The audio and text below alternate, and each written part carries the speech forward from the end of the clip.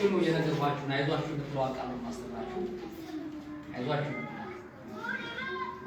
የመጽናኛ የተስፋ ቃል ያለን ሰዎች ስለሆነ የምንጽናናበት የምንደገፍበት ተስፋ ያለን ሰዎች ስለሆነ በዙሪያ የምንነጋገረው ክብር አምላካችን ለእግዚአብሔር ይመስገን። አሜን። በጌታ ስም አምነውና ጸልያለሁ። ልባችሁ አይታወክ፣ በእግዚአብሔር እመኑ፣ በእኔም ደግሞ እመኑ። በአባቴ ቤት ብዙ መኖሪያ አለ። እንዲህስ ባይሆን ባልኳችሁ ነበር፣ ስፍራ አዘጋጅላችሁ ዘንድ እሄዳለሁና።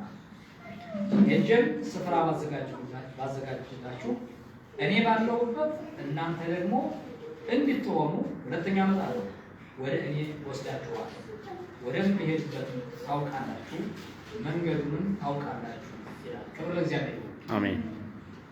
በሰማይና በምድር ሙሉ ስልጣን ያለህ አምላካችን እግዚአብሔር ሆይ በጌታችን በኢየሱስ ክርስቶስ ስም እናመሰግንሃለን። አሜን። እናከብርሃለን። አሜን። ከፍ እናደርግሃለን። አሜን።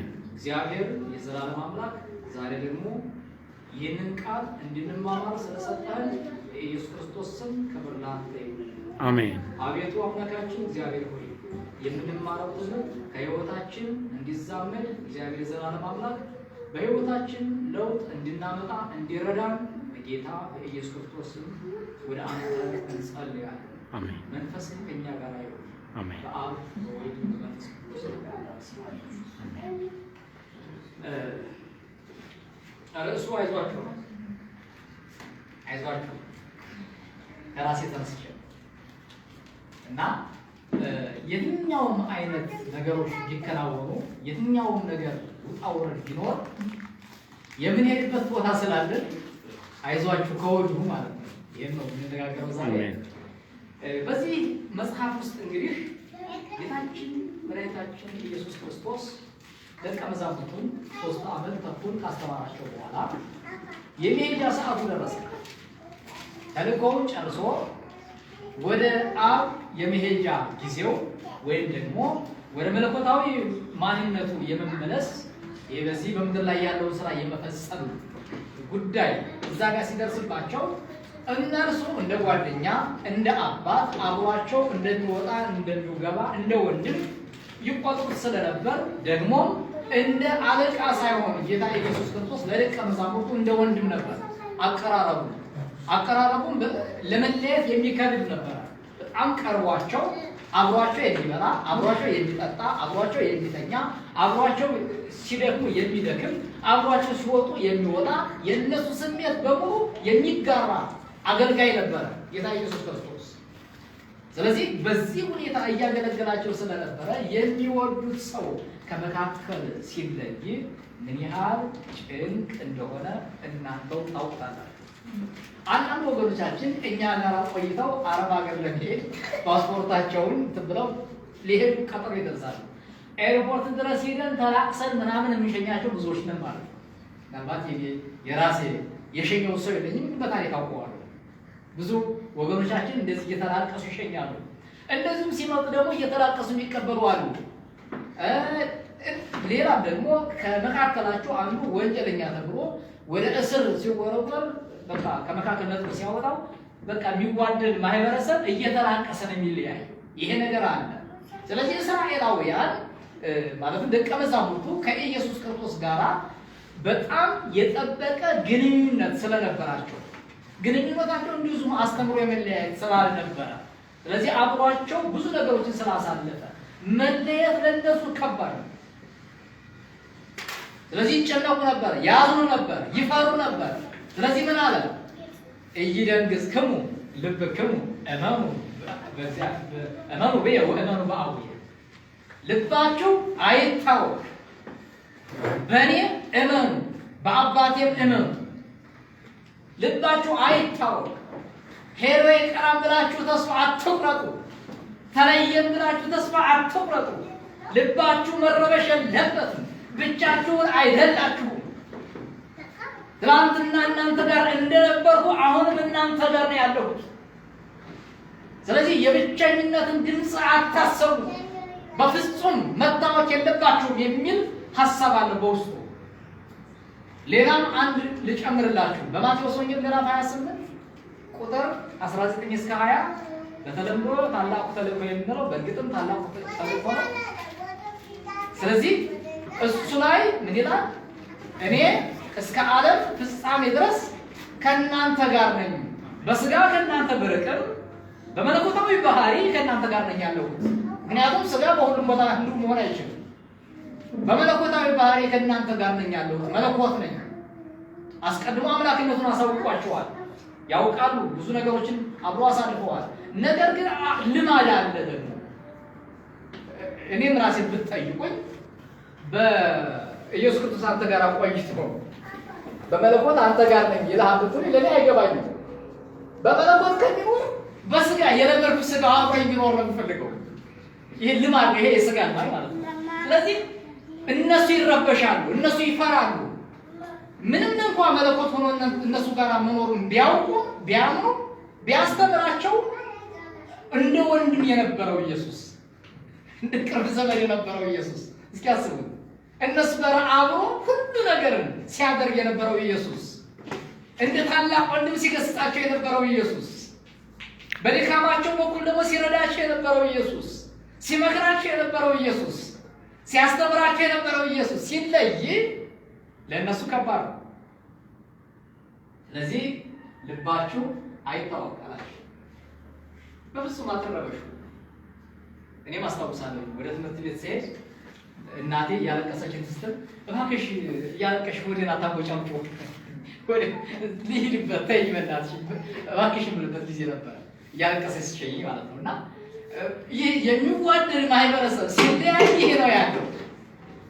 እንኳን ሄደ የሚባል አይደለም። በሚዋደድ ማህበረሰብ በቃ የተሻለ ነገር ቢኖርም እንኳን እንደ ሰው ናችሁ ስታዩት እፊት ለፊት ያለው ነገር ነው ለነሱ የሚቀርባቸው። የሚሻለው እኮ መሄዱ ነው። የሚሻለው መሄዱ ሆኖ እያለ አጠገብ ያለውን ነገር ነው የሚፈልጉት እነሱ። ግን የኢየሱስ ድምፅ ነበር እንጂ ልባችሁ አይታወቅ ይሻላል ያኛው። ክብር ለእግዚአብሔር ይሁን።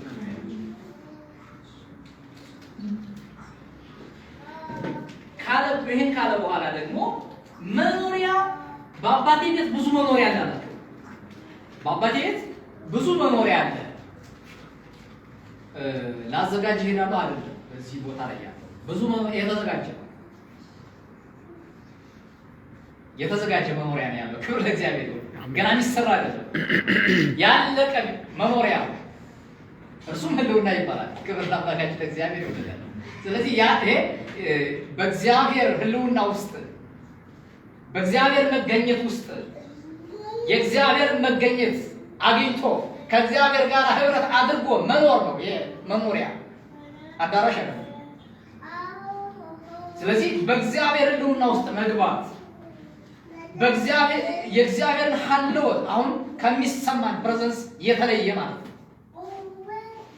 ኃጢአት የሌለበት ጥያቄ የሌለበት አሁን ከነጥያቄያችን ነው የምናመልከው። እውነት ነው ሀሰብ ከነጥያቄያችን ነው የምናመልከው። ነፍሳችንን ጥለና መለክን እንልና ትንሽ ቆይተን ጥያቄ እናነሳለን።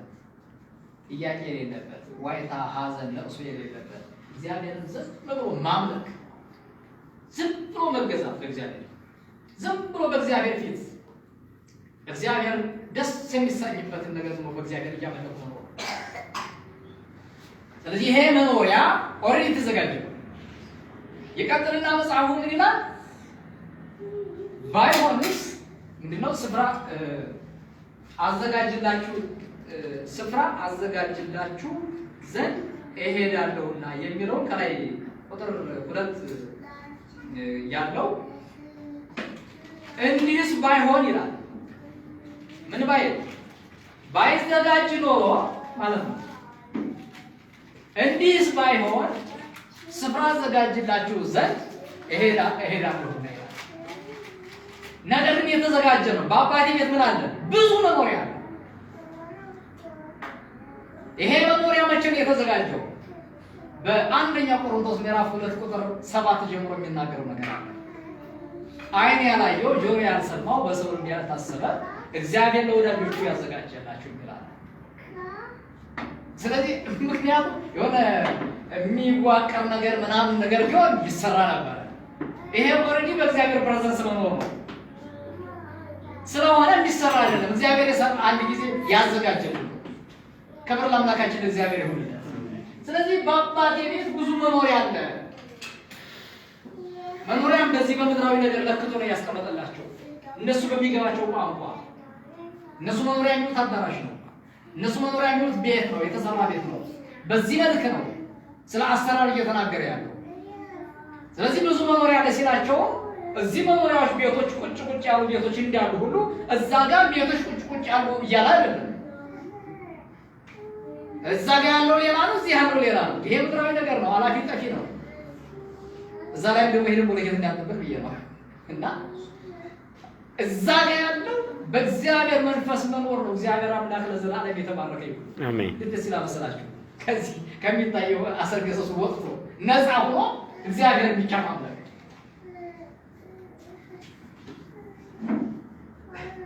ስለዚህ ወደዛ ትገባላችሁ፣ አትጨነቁ።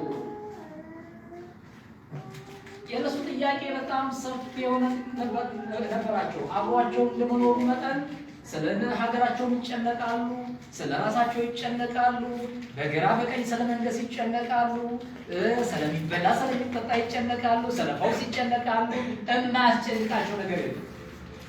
በጣም ብዙ ነገር ነው ያለባቸው። ምክንያቱም እስራኤል በጊዜ የነበረችበትን ሁኔታ ስንመለከት በኢኮኖሚ ወርዳለች፣ ብዙዎቹ ደግሞ ህመምተኞች ነበሩባት፣ በፖለቲካ ወርዳለች። የቤተ መቅደሱ ስርዓት የተበላሸ ነው። ነገር ዓለሙ በሙሉ የተበላሸ ነበር። ስለዚህ አንድ አይና በአፈር አይጫወትም ይባላል። ኢየሱስ ስላጠፋው በምን ይኖሩ እስኪያስቡ እንዴ! ኢየሱስ እኮ ነው እስራኤል ያደረጋት። በጊዜው የእስራኤል ህዝብ ሰው እንዲሸጥ ያደረገው ኢየሱስ በመካከል መገኘቱ ነው። አጠቃላይ በሮማውያን ግዛት ተረግጠው ያሉና ምንም በቃ ህመምተኞቻቸው ብዛት፣ የችግሮቻቸው ብዛት፣ የስልጣን መረገጣቸው ብዛት ቁጥር የለውም። የሁሉ ሰቆቃ በሀገራቸው የቅኝ ግዛት እየተገዙ ያሉ ሰዎች ናቸው። በዚህ በሀገራችን እንኳን በጊዜያዊ በተፈጠረው ነገር 2 ወር የተያዛለ፣ 3 ወር የተያዛለ፣ 1 ሳምንት፣ 5 ወር ወዘተ የተያዙ ከተሞች አሉ፣ በአውዳንዶች ማለት ነው። እነዛን ወራት እንኳን እንዴት በሰቆቃ እንደኖሩ አስቡ። ስለዚህ እስራኤል ደግሞ ለረጅም ዓመታት ነው በሮማውያን ቤት እየኖረችው። በራሷ ጓዳ ሰራተኛ ሆና ነው የኖረችው። እስኪ አስቡ፣ ንግስቲቱ በራሷ ቤት ሰራተኛ ሆና ለሌላ ንግስት ስልቃለች። እንደሱ ማለት ነው። በቃ ባይተዋር ሆና ነው የኖረችው። የሚያስተዳድራት ሌላ አካል። ኢየሱስ ግን መጥቶ ህመምተኞችን ሲፈውስ፣ ዕውራንን ሲያበራ፣ ለምጻምን ሲያነጻ፣ ችግረኞችን ሲያበላ፣ ተደርገው የማይታወቁ ነገሮች አይደፈር ነገሮችን ደፍሮ ሲሄድ፣ ቄሳር እያለ ጌታ ነው ሲባል፣ ሌላ ንጉሥ ላይ ብሎ ሲገለጥ፣ እነዚህ ነገሮች በሙሉ የእስራኤል አይን ይከፍታሉ። ምንም እንኳን በቤተ መቅደሱ በኩል ያሉ ሰዎች ቀናተኞች ሆነው የኢየሱስን መንገድ ለማሰናከል ቢሞክሩ ቢያሰናክሉም ግን ያው ተንደፋልፎ ሩጦ እዛው ቦታ ላይ ያርፋል እንጂ ወደ ኋላ አይመለስም። ዓላማውን ነበረ መሰዋት አይደለ? በቃ ተደናቅፎ ኮንሰርት እዛ ላይ የሚያርፉ አያስቀሩትም ከመንገዱ። ስለዚህ ይሄ ኢየሱስ ዝም ብሎ ተራ ሰው አልነበረም። ተራ አንድ ዝም አገልጋይም አልነበረም። ለእስራኤላውያን በተለይ ለቀረቡት ለደቀ መዛሙርቱ ትርጉሙ ከፍ ያለ ከአምላክነቱ ውጭ ያሉ ነው የምነግራችሁ። አምላክነቱ ለኛ ነው። ስለዚህ በጣም የቀረበ ነገር ስለነበራቸው ከሱ መለየት የሞት ያክል ከባድ ለነሱ። ለዚህ ነበር ልባቸው አይታወቅ አትረበሹ ያለው። ሳይረበሹ አይደለም እንዲህ ያላቸው፣ አትዘኑ ያለው። ዛሬም ከመካከላችን አንዳንድ ወገኖች ምናልባት ጽጌ ያንቀላፋ ማንም ያንቀላፋ ይህን ችግር ጌታ ከጠራው መረበሽ የለብንም። ለጊዜው ትንሽ የሚያስጨንቅ ነገር ይኖራል፣ ግን እውነታው የተሻለ ያኛው የተሻለው ቀጣዩ ያለው ነገር ነው። ወደድንም ጠላንም የሚሻለው ያኛው ስለሆነ መረበሽ የለብንም። በደስታ በሳቅ መሸኘት ያለብን። አምላካችን እግዚአብሔር ለዘላለም የተባረከ ይሁን። ይህ ሰው ስለ ራሱ ሞት ይናገራል። ነጋጥሩ እኔ በቅርቡ እንደምሞት በሩቅ እንደምሞት አላውቅም። ምንም የማውቀው ነገር የለኝም። እኔ ቃሉን ነው የማስተምረው። ከሞት ተርፌያለሁ፣ ግን ቃሉን ነው የማስተምረው። እግዚአብሔር ይባላል።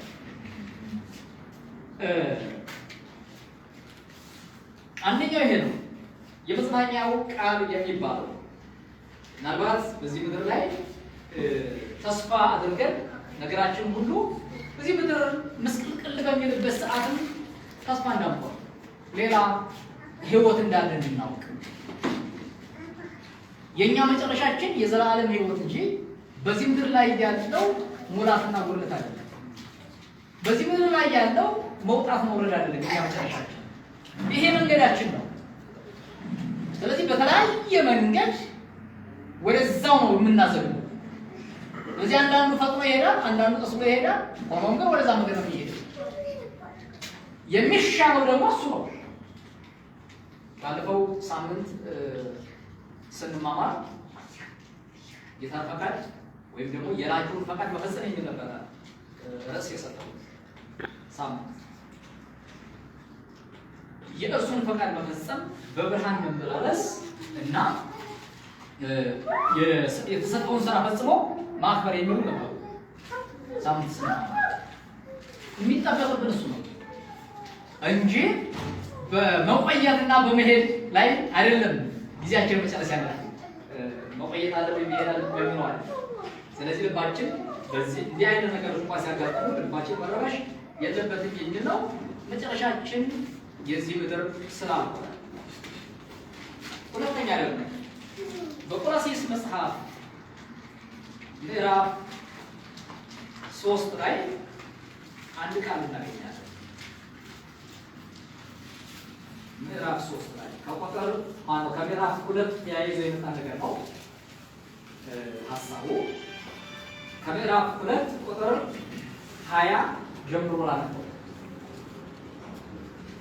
ከዓለማዊ ከመጀመሪያ ትምህርት ርቃችሁ ከክርስቶስ ጋር ከሞታችሁ እንደ ሰው ሥርዓትና ትምህርት አትያዝ፣ አትቅመስ፣ አትንካ ለሚሉ ትእዛዛት በዓለም እንደምትኖሩ ስለምን ትገዛላችሁ?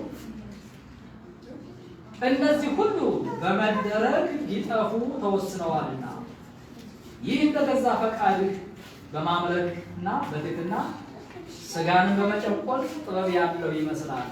ነገር ግን ሥጋ ያለ ልክ እንዳይጠግብ ለመከልከል ምንም አይጠቅምም ይልና እንግዲህ ብሎ ይጀምራል። ያን ሐሳብ ያለው ቁጥር 21 ላይ ከክርስቶስ ጋር ከሞታችሁ የሚል ቃል ስላለው እሱኑ እያብራራ ይመጣና ቁጥር ምዕራፍ 3 ቁጥር 1 ላይ ደግሞ እንግዲህ ከክርስቶስ ጋር ከተነሳችሁ ክርስቶስ በእግዚአብሔር ቀኝ ተቀምጦ ባለበት በላይ ያለውን እሹ፣ በላይ ያለውን አስቡ እንጂ በምድር ያለውን አይደለም። ምክንያቱስ ምንድን ነው? እንዲህ ያለ ሞታችኋልና አይደል? ሕይወታችሁን በእግዚአብሔር ከክርስቶስ ጋር ተሰውሯልና ሕይወታችሁ የሆነ ክርስቶስ በሚገለጥበት ጊዜ በዛ ጊዜ እናንተ ትገለጣላችሁ። ከማን? ከእርሱ ጋር። ክብር ለእግዚአብሔር።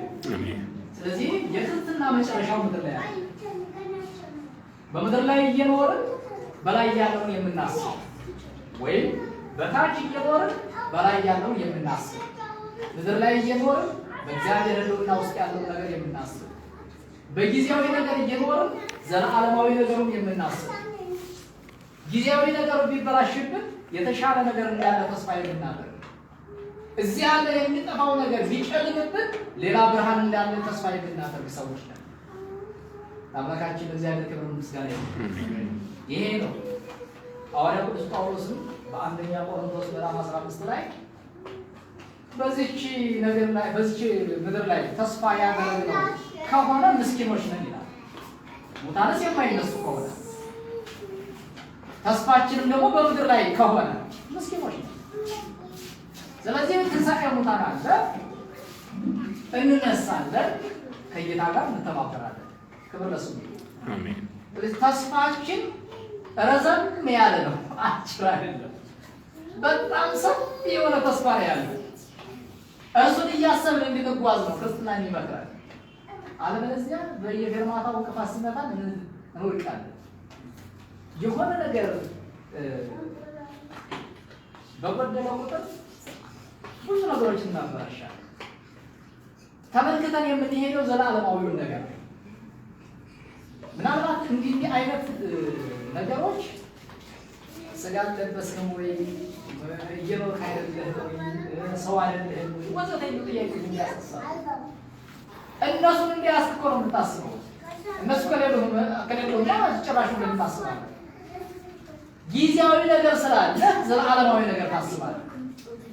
ጊዜያዊ ነገሩ ቢጨልም ዘላለማዊ ተስፋ አለኝ ብለህ ታስባለህ። አባቶቻችን እንኳን እንደዚህ ይላሉ። ምንድነው እርጉዝ ነው ከበድ ላም ያለው ጥሩሽ አያልቀውም ይላሉ። እንዴት ይሄን አታስቡም እንዴ? ምንድነው የደረቅ እንጀራ ማለት ነው። ጥሩሽ ወይ ቂጣ ያልቃል አይደል? በተስፋ ይላል። እግዚአብሔር ይባረክ። እዚህ ቀስ እያልን እንነጋገራለን። ለከም ስላለ ያልቻው ተስፋ አለን። የሌለን ሰዎች አይደለም በፍጹም። ያ ተስፋ ስላለ ደረቁን ነገር የማዋጥ አቅም አለኝ። ክብር ለእግዚአብሔር። ከበዷላ ነገ እንደምትወልድ ነገ እርጎ ወተት እንዳለ አስቦ በሳስባ ደረቁን ያጭለዋል። አይብለው ማለት አይደለም፣ ተስፋው ነው እንዲወጣው ያደረገው። በዚህ ምድር ላይ እንሰቃያለን፣ እንጎዳለን። በእርግጠኝነት መነግራችሁ ማለት ነው። ማንም አልገባገኛል እንጨነቃለን፣ እንሰቃያለን። ይሄን ሁሉ ድል አድርገን የምናልፈው ምን ስላለን ነው? ተስፋ አለ። ክብር ለእግዚአብሔር። እሱን ነው መመልከት።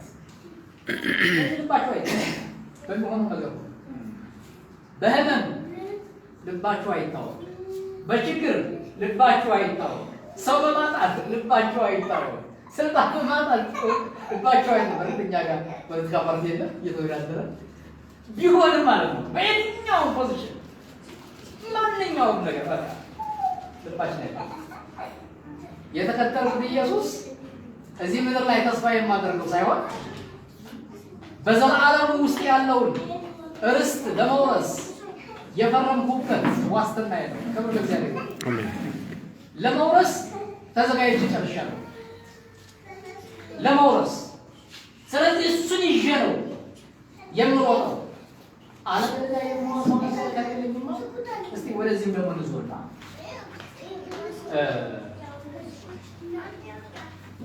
ገበሬ ልጆች አሉት ወይ ማንኛውም ሰው ልጆች አሉት። ከልጆቹ መካከል አንዱ ይርበዋል። እጓሮ እህል አለ ማለት ለምግብነት ያደረሰ ማለት ነው። ልጁ ጾም አግሮ ነገ እንደሚያገኘው ተስፋ ካደረገ ላይሸጠው ይችላል። ቢሸጠውስ እህሉን ያን የዓመት ቀለብ የሚባሉ ነገራቸው የዓመት ቀለቡን እርሻ ቡቃያውን ለአንድ ጊዜ ቀለብ ብሎ ቢሸጠውስ ከፈልከው ለጊዜያዊ ረሃብ ብሎ ማለት የሚሻለው ልጁን ቆንጠጥ አድርጎ ወይም ተበድሮ ምን ብሎ የሆነ ማስታገሻ ሰጥቶ ጊዜውን አሳልፎ የዓመት ቀለቡን ማቆየት ነው። ስለዚህ እላችኋለሁ የግዴታ መጽሐፍ ቅዱስ ብዙ ቁስ መጥቀስ አለብን። በተጠቀሱት ትንንሽ 2 ቁጥር 3 ቁጥር ላይ በእነሱ ላይ ልቤ እንደሆነ በሚገባን ቋንቋ በሀገራችን ምሳሌ እየተነጋገረ እሱ ላይ ብናተኩር ነው የሚሻለው። ስለዚህ ለወገኖች የምለው እግዚአብሔር አባታችን ደግሞም ገበሬ ነው። የተዘጋጀልን ርስት አለ። የምንወርሰው ርስት አለ። የተዘጋጀልን መንግስት አለ። ለጊዜው ግን ብዙ አይነት አውራዶች ይኖሩና ያን ለማጥፋት ብለን ያ አላስፈላጊ ቦታ ላይ እንግባ ማለት እዚህ ያለውን ችግር ላለመጋፈጥ ስንል አላስፈላጊ ቦታ ላይ ገብተን ለስጋችን ጥቅም ማስታገሻ እናገኝ ወይስ ጸንተን ራሱ እግዚአብሔር ማስታገሻ እስከሚያደርግ ድረስ በራሱ በአባትዬ ጎን የተሻለ ነው። በአባትዬ ጎን ይሻላል። አባቱ አስተካክሎ ለልጁ የሚመጣውን ነገር ከዘላለም ርስቱ ሳያጎድል ለምድር የሚበቃውን ነገር ያደርግለታል። አሜን። ሳያጎድልበት ማለት ነው። ስለዚህ ተስፋ ያለን ሰዎች ነው። እግዚአብሔር አምላክ ለዘላለም ይባርክ። በሌላ በኩል ሞታችኋልና ሕይወታችሁ በእግዚአብሔር ከክርስቶስ ጋር ተሰውሯልና ሕይወታችሁ የሆነ ክርስቶስ በሚገለጥበት ጊዜ በዛን ጊዜ ደግሞ እናንተ ከእርሱ ጋር በክብር ትገለጣላችሁ። ያኔ ደግሞ ስንገለጥ አሁን ደክመን እንደሞትን ደክመን እንደወረድን ወይም ደግሞ በድካም እንደኖርን በችግር እንዳለፍን ተለያዩ ፈተናዎችን እንዳሳለፍን እንደሱ አይደለም። ያኔ በክብር ነው የምንመለሰው። ከማን ጋር? ከእርሱ ጋር። ግን ከማን ጋር ተጸናን? ከእርሱ ጋር ተጸናን። ክብር ለእግዚአብሔር። ስለዚህ ይሄ ጊዜያዊ ነገር ትተነው ዘላለማዊ ነገር ተስፋ አድርገን እርሱ ላይ ብቻ ዲፔንድ ሆነን ከቀጠልን ከእርሱ ጋር በክብር እንመለሳለን። ይህ ማለት ምን ማለት እንደሆነ ታውቃላችሁ? አብረኸኝ ዋጋ የከፈልክ አንተ ነህ፣ ክብርም የሚገባ አንተ ነህ እንደማለት ነው። ግልጽ ነው። ጌታ ኢየሱስ ክርስቶስ ባለፈበት መንገድ ያለፍክ አንተ ነህ። ከእርሱ ጋር በክብር የምትመጣው ማን ነው ታዲያ? እሱ ያው አብሮ መከራ ይቀበላል፣ አብሮ ዋጋ ይከፍላል። ክርስቲያናዊ ሕይወትን እየኖረ ማለት ነው። ምናልባት እግዚአብሔር ይረዳንና ደግሞም አምናለሁ እግዚአብሔር ይረዳናል። ተከታታይ ማለት ነው። ከክርስቲያናዊ ሕይወት ጋር ተያይዞ ሕይወት ተቆርጦ በቃ ሌላ ምንም አያስፈልግም። ዛሬ ላይ የጠፋው ነገር ማርቆስ እንዲህ ይላል፣ ዘፍጥረት እንዲህ ይላል የሚላል እኔ እሱን አልሻውም። እውነት ነው። እንደ ወንድም እንደ እህት እንዲሁ ዝም ግልጽ እያልን እየተነጋገርን በድማማት ይችላል። ከላይ ከታች ጥቅስ እያምጣጣን መስሎኮ አሜን ሃሌሉያ ማስባት እንችላለን። እሷ አይጠቅመን። የሚጠቅመን ሕይወት ጠብቆ በቃ የጽጌን ሕይወት የሚቀይር የሙሴን ሕይወት የሚቀይር ካልሆነ ይሰራል። ስለዚህ ሕይወት ለዋጭ ነገሮችን እንዲሁ አንዳንድ ጊዜ ደግሞ ከጉባኤው እንደ ጥያቄና መልስ እየተደራረገ የትምህርት ጊዜ ማለት ራሱ ይቻላል። እንዲህ እያሉ ነው ማለት የሚጠበቅ ማለት ነው። ስለዚህ እግዚአብሔር ሲረዳ ራሱ የቻለ የክርስትና ማለት የክርስቲያናዊ ሕይወት ትምህርት ምን ማለት ጊዜ ይኖራል። ሌላው ደግሞ በጣም ደስ የሚል የሞዴል አካል የመጨረሻ ይላል ከዚህ በላይ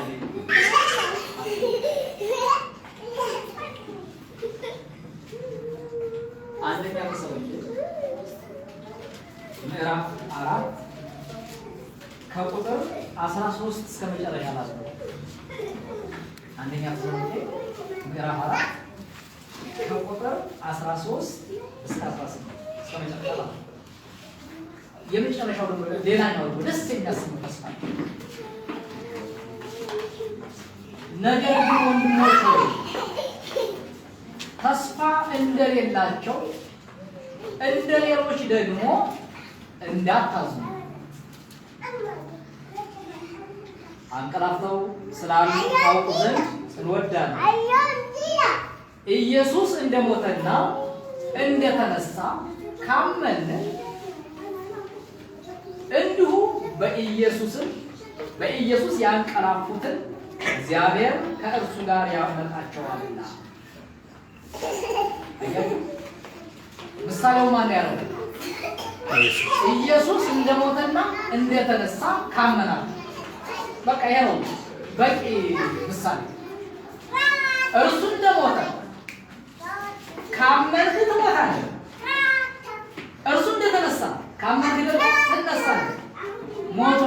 እንዳልቀረ ማወቅ አለበት። ኢየሱስ ከሞት ተነስቷል። ስለዚህ ምን አትበሉ? እንዳታዝኑ። ክብር ለእግዚአብሔር። አሜን። ተስፋ እንደሌላቸው እንዳታዝኑ። እንዴ ኢየሱስ እንደሞተና እንደተነሳ የማያውቀው እኮ አጠገባቸው ወንድሙ እህቱ ሞቶበት አዝኗል። በጣም ልቡ ተሰብሯል። ተስፋ ቆርጧል። እናንተ ግን እንደነሱ አይደላችሁም ይላል። ለምን? በተስፋ ውስጥ ናችሁ ያላችሁ። እግዚአብሔር ይባላል። ተስፋ ውስጥ እኮ ገብታችኋል። ስለገባችሁ በሆነ ነገር አትዘኑ። ተስፋ እንደሌላቸው እንደ ሌሎች እንዳታዝኑ። እግዚአብሔር ይባላል። እንዳታዝኑ። ከዛ ደግሞ ቁጥር 15 ደግሞ እንደዚህ ነው።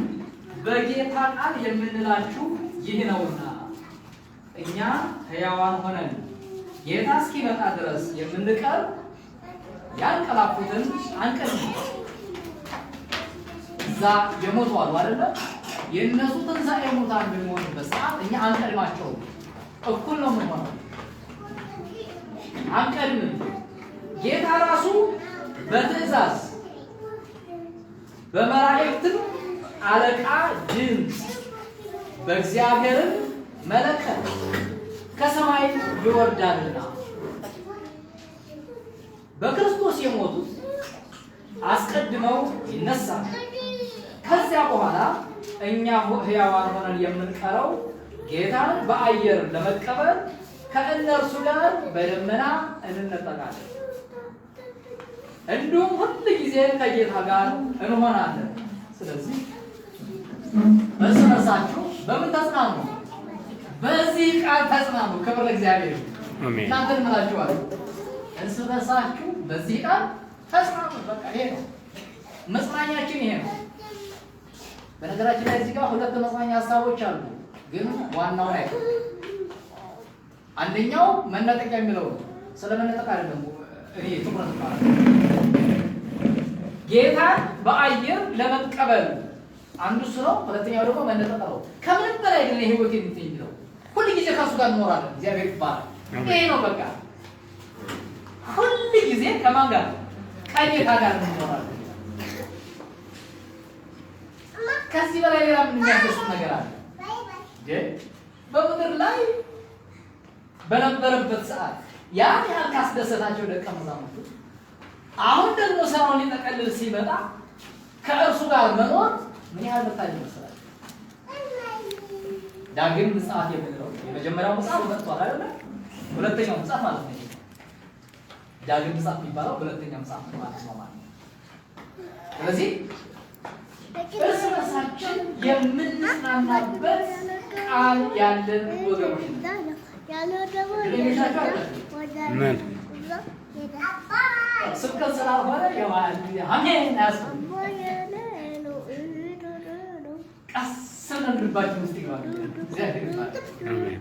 እኔ ተስፋ የማደርገው ልቤ የሚጽናናበት ይሄ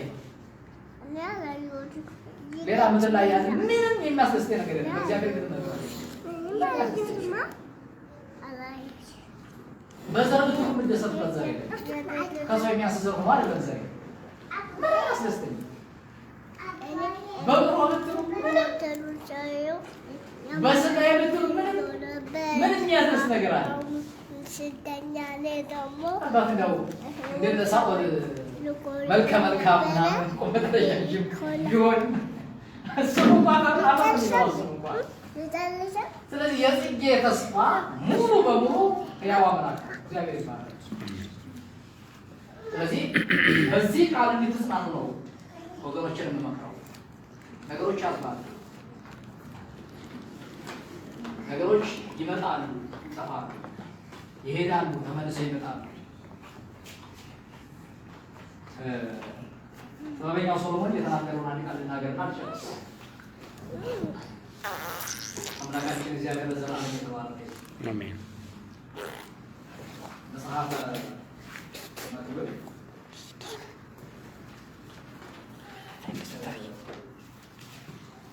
ሶሎሞን ለማንኛውም ማህበረሰብ በሚሆን መልኩ መልእክት አስቀምጧል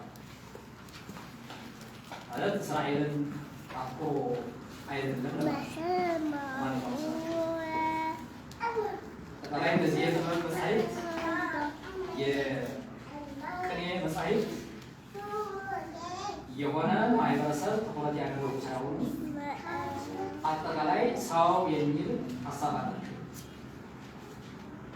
የኪዳን ሕዝብም ይሁን የኪዳን ሕዝብ ባይሆን አጠቃላይ ሰው የሆነ ሁሉ እንደዚህ እንዲያደርጋቸው መልካም ይሆንለታል፣ ባያደርጋቸው ደግሞ አደጋ ውስጥ ይገባል የሚል ሀሳብ አላቸው። ምንም ሰውየው እግዚአብሔርን የሚያመልክ ሰው ቢሆንም ሰው በሁሉም መልኩ ያቀረባቸው ሀሳቦች ናቸው። መክብብ 1 ላይ እንደዚህ ይላል። ከ1 እስከ 11 ያለው ነው። በኢየሩሳሌምም የነገሰ የሰባኪው የዳዊት ልጅ ቃል ሰባኪው ከንቱ ከንቱ የከንቱ ሁሉ ከንቱ ነው ይላል። ከፀሐይ በታች በሚደክምበት ድካም ሁሉ የሰው ትርፉ ምንድን ነው? ትውልድ ይሄዳል፣ ትውልድን ይመጣል። ምድር ግን ለዘላለም ነው። ፀሐይ ትወጣለች፣ ፀሐይም ትገባለች፣ ወደምትወጣበት ስፍራ ትቸኩላለች። ነፋስ ወደ ደቡብ ይሄዳል፣ ወደ ሰሜን ይዞራል፣ ዘወትር በዙረቱ ይዞራል። ነፋስም በዙረቱ ደግሞ ይመለሳል። ፈሳሾች ሁሉ ወደ ባህር ይሄዳሉ፣ ባህሩ ግን አይሞላም። ፈሳሾች ወደሚሄዱበት ስፍራ እንደገና ወደዚያ ይመለሳሉ፣ ነገር ግን ያደክማል ይላል። ሰው ይናገር ዘንድ አይችልም፣ ዓይን ከማየት አይጠግብም፣ ጆሮም ከመስማት አይሞላም። የሆነው ነገር እርሱ የሚሆን ነው፣ የተደረገውም ነገር እርሱ የሚደረግ ነው። ከፀሐይ በታች አዲስ ነገር ብቃት ብዙ አለው። ስለዚህ ለኛ ተስፋችን በቃ አስባለሁ ይሁን በቃ የሚሄደውን ነገር ተስፋ የሚመጣውን ነገር ተስፋ የሚገኘውን የሚጠፋው ሲሄድ ሲመለስ ምንስ ቅልስ የሚባለው እንደዛ የሆነውን ነገር ተስፋ አድርገን እንሆናል። ሁሉም ነገር ያልፋል፣ ነገር ግን ለዘላለም ጸንቶ የሚኖረው ይሄው እግዚአብሔር ቃል አለ።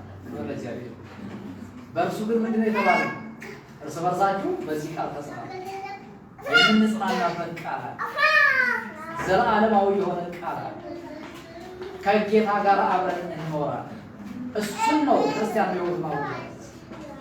እግዚአብሔር አምላክ ለዘላለም የተባረከ ይሁን። አሜን። ለዚህ አይዟችሁ፣ ርዕሱ ይሄ ነው። አይዟችሁ፣ ተስፋ አለን። ክብር ለእግዚአብሔር። አሜን። ሃሌሉያ